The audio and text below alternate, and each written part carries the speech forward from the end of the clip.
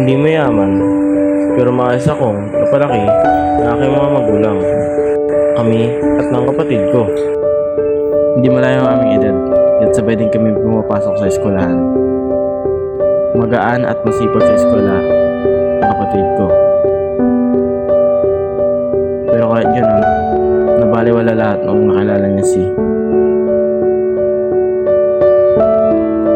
Hindi siya masamang tao. Pero dahil sa relasyon nila, nagbago ang lahat. Lumapit sa akin ang kapatid ko at sinabi sa akin ang mga bagay na hindi ko inaakalang mangyayari pala.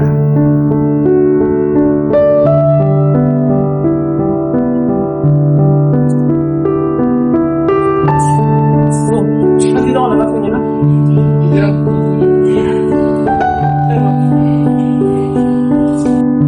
Sige lang.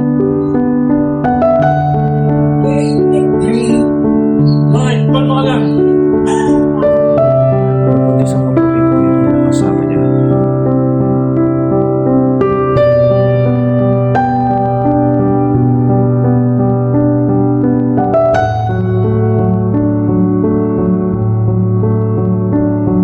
Hindi natuwa ang aming mga magulang, kaya tinaboy siya.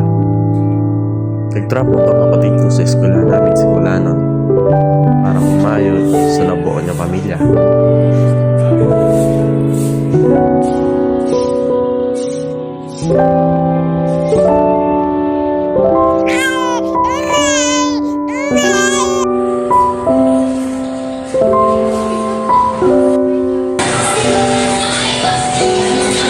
Bigyan mo siya mag-uwalo. Nagkamay ko na sa mga video. Naalala.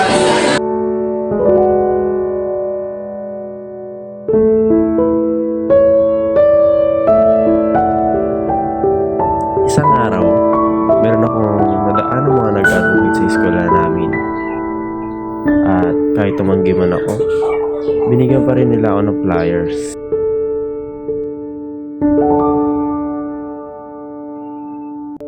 Siguro kung nalaman namin kapatid ko ang tungkol sa tamang pagpaplano, hindi magkakaganito. Sana nalaman namin ito na mas maaga. Siguro magiging ibang-iba ang buhay namin. Hindi titigil sa pag-aaral ang kapatid ko at hindi magiging binata si.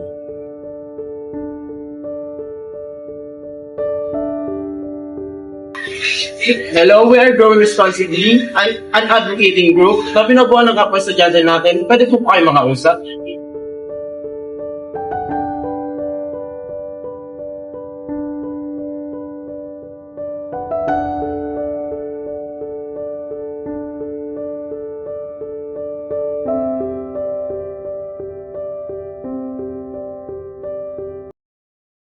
Every choice we make shapes the future we live.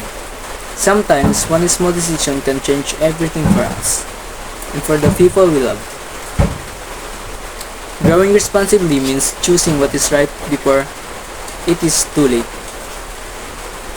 Love is not wrong, but timing is matters. Like Arvin's brother, many faced challenge not because they did not love, but because they were not ready. When we plan carefully, we protect not only just our dream, but also the future of our family. Small actions can stop big problems.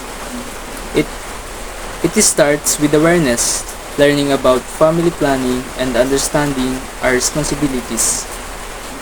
These are simple steps that can help slow population growth and open doors for a better tomorrow. Growing responsibly means thinking beyond yourself. It is about understanding that every new life deserves a care, stability, and opportunity. When we act responsibly, we give the next generation a world that is ready for them.